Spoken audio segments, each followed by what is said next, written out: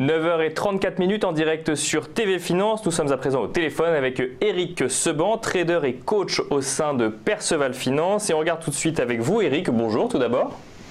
Bonjour Nicolas. Et on regarde tout de suite avec vous le futur CAC. Oui, alors le CAC c'est très simple, hein, on est au même prix que la semaine dernière.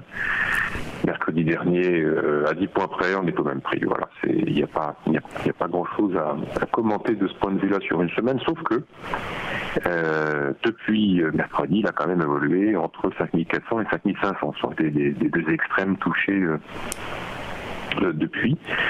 Et le fait que le cours soit à l'instant T au milieu de cette zone, 5450, eh bien ça montre bien qu'il n'y a pas de directionnel depuis une semaine. Alors c'est pas depuis une semaine, ça fait déjà un petit moment, mais là maintenant ça se renforce. Et il est bien clair que le marché est absolument sans direction. Alors ce que l'on a observé, parce que même si on n'a pas d'informations flagrantes, il faut quand même aller en chercher, mais c'est d'en trouver pour pouvoir analyser et puis décider ce que l'on fait. Si on change son plan, si on ne change pas, si on l'ajuste. Et ce qu'on a pu observer depuis, je parle depuis mercredi dernier, ce sont des séances avec des mouvements assez caractéristiques, où l'on voit que le marché évolue sans aucune densité. On part dans une direction en début de séance pour passer tout le reste de la séance dans le sens inverse. Vous l'avez sans doute vu lundi, ça commence par une baisse et puis ensuite une hausse, et puis hier l'inverse. Une hausse et puis une baisse. Donc on a vraiment des mouvements qui sont complètement dans le vide. Donc c'est créé par de la spéculation évidemment. Hein. On a plus des contraintes techniques qui font que, par exemple, lorsque ça part à la baisse et que ça se met à remonter tout le reste de la journée, vous avez tous ceux qui ont vendu au début de séance, qui sont pris à contre-pied, qui sont obligés de se racheter progressivement jusqu'à la fin de la séance pour des raisons diverses et variées, qui peuvent être évidemment des manques de couverture. Et puis, évidemment, quand le lendemain ça fait l'inverse, vous avez la même chose dans l'autre sens. Ça fait quelques baffes parfois sur certains opérateurs, mais tout ça pour dire qu'il y a l'évidence maintenant qu'on n'a absolument rien de fondamental dans la genèse de ces mouvements. Ça se fait dans le vide, c'est de l'aspect, c'est de la contrainte technique, et vous n'avez certainement pas des gestions qui interviennent. Elles continuent de rester sur la touche, elles observent un éventuel changement de face pour agir, mais on a vraiment là un marché qui est complètement en roue libre et qui agit au gré de la spéculation principalement. Mais alors Eric, qu'est-ce que ça veut dire? Ça veut dire qu'il n'y a pas de valeur qui tire le marché, ou au contraire que en fait il n'y a pas de décision économique ou politique suffisamment importante pour donner une tendance à ce marché alors? C'est déjà principalement, vous avez tous ces investisseurs qui sont long terme, c'est des investisseurs de conviction, ce qu'on appelle les gestions, qui sont déjà bien préparés et couverts depuis très longtemps et qui vont observer justement un changement de phase qui va leur laisser le temps d'agir. Quand le marché dévisse brusquement, comme ça s'est produit, et qui rebondit évidemment techniquement de façon assez forte. Ça a été le cas par exemple à la fin mai. Vous n'avez pas le temps d'agir. Eux n'ont pas le temps d'agir. Ils n'ont pas le temps de mettre en place des décisions qui permettent d'agir dans le sens d'achat sur des replis. Donc c'est pas de ce côté-là qu'on va attendre. C'est de ce côté-là que le carburant pourrait venir, mais il faudrait pour que ce carburant arrive qu'il y ait justement une vision plus long terme, plus de visibilité qui pourrait les amener justement à revoir leur scénario. Pour l'instant, comme il ne se passe rien, eh bien leur scénario reste exactement identique. C'est pour ça qu'il reste sur la touche. Donc vous avez pendant ce temps-là des mouvements qui agissent qui sont principalement drivé par des contraintes techniques. Alors évidemment, ça peut être de la réaction à demi, mais ça dure jamais très longtemps puisqu'il n'y a pas le relais.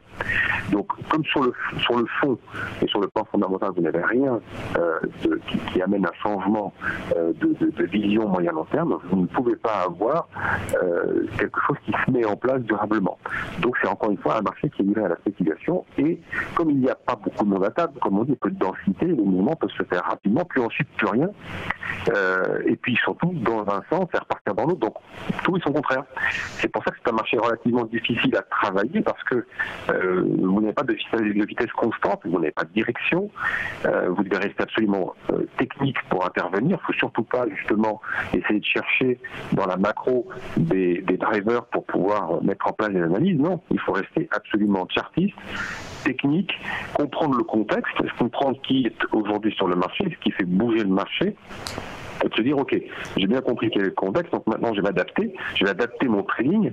Il faut absolument garder en tête des choses tangibles, hein, pas de discrétionnaire. On se base uniquement sur ce qui est analysé, ce qui est vraiment factuel. Donc un marché sans densité, un marché sans direction, un biais haussier qui n'est pas infirmé. Pour le moment, on continue de préférer des achats sur repli, c'est ça la stratégie. On se met en tête également que on va s'accrocher à des repères pour pouvoir tenir, parce que depuis qu'on a cassé 5340, nous on est passé acheteur, ça fait déjà un moment. Le graphique que je vous ai envoyé illustre bien toutes les opportunités d'achat qu'on a pu prendre, alors avec plus ou moins de succès. Mais quand je dis plus ou moins de succès, c'est surtout que parfois on n'est pas fait, on n'arrive pas à ouvrir la position, mais toutes les flèches que vous indiquez sur le graphique ont été des occasions d'acheter. Alors heureusement, on a fait quand même pas mal d'opérations, mais ce sont des opérations qui sont difficiles à tenir parce que psychologiquement, dans un marché qui hésite et qui fait tout et son contraire pour rien, vous avez un peu de difficulté à tenir vos positions. Souvent, vous gérez de la perte temporaire pendant plusieurs heures. Mais justement, c'est parce qu'on a un plan solide et qu'on s'y accroche qu'on arrive à tenir. Donc, le principal repère que l'on a, en dehors donc du sens prioritaire que je vous ai indiqué, plutôt haussier, parce que le biais est haussier, achat sur repli, pour pouvoir tenir dans des phases comme ça où le marché hésite et met du temps à finalement atteindre votre objectif, il faut garder 5340 cassé comme étant le niveau à partir duquel, s'il est cassé, on sort tous les achats et on passe reverse. C'est-à-dire qu'on a un plan qui est bien établi, je continue à acheter, et si on casse 5340, je mets à vendre. Voilà. Et de cette manière-là, on peut attendre pendant plusieurs heures que le scénario, le plan se réalise. Sinon, c'est très très compliqué de tenir les positions pendant plusieurs heures.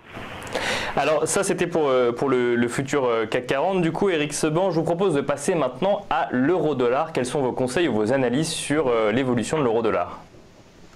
Alors l'évolution de l'euro-dollar est assez simple. Hein. On avait depuis très longtemps annoncé que on passerait vendeur sous 21,50, ça s'est passé. Le graphique vous montre quels étaient les objectifs numéro 1, 2 et 3. Tout a été atteint. Au-delà même de cela, on est allé chercher 1,15 et il y a déjà 3 séances, je vous disais, attention, déjà sur 1,17, j'anticipais un rebond technique, c'était un objectif moyen terme relativement important. Il n'a pas eu lieu et le marché est descendu d'un cran. Et depuis, ce rebond technique a lieu. Donc, je vous l'avais indiqué, il fallait s'attendre à ce qu'il y ait de l'amplitude. Là, on n'est pas déçu, il y en a. Pourquoi je vous l'indiquais? Tout simplement parce que le scénario de base, c'est toujours pareil. Il y a du directionnel qui en profitait, donc on cherche à accompagner la tendance baissière, qui n'est toujours pas infirmée. Elle sera infirmée en cassure du 1,20, 90, 1,21. Tant qu'on n'a pas cassé ce niveau-là, il faut continuer à vendre des rebonds. Donc, justement, pourquoi je précisais que le rebond technique, ça pouvait être d'amplitude, tout simplement parce qu'il fallait bien évidemment adapter la taille de sa position pour pouvoir continuer à vendre les rebonds de manière à accompagner le mouvement sans être non plus stressé par un rebond technique d'amplitude. Tout s'est passé comme anticipé, donc tous ceux qui ont bien fait attention à la taille de la position ont pu vendre des rebonds sans être stressés.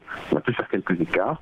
Là, pour le moment, eh bien, un peu à l'instar du futur CAC 40, c'est l'hésitation qui domine depuis 5 séances. Vous avez une amplitude de 100 pips entre les extrêmes. On se balade entre 18,40 et 17,40. Rien de palpitant. Donc, une tendance de fond baissière non affirmée, une stabilisation après un rebond technique. On va voir si on reprend le chemin de la baisse ou pas. Pour le moment, en tout cas, pas grand-chose de très palpitant à faire sur l'euro-dollar. Pas assez d'amplitude, pas assez de vitesse. C'est très très calme depuis le début de la semaine, c'est le miroir. Donc il faut patienter, il faut attendre un petit peu que le marché vous envoie des indications qui vous permettent de pouvoir agir dans le sens d'un plan bien clair. Des indications qui pourraient arriver dès cet après-midi, dès ce soir, avec les déclarations de la Fed ou de la BCE dans la foulée, qui pourraient venir influer légèrement sur le marché. Merci beaucoup, Eric Seban. Je rappelle donc que vous êtes trader et coach au sein de Perceval Finance.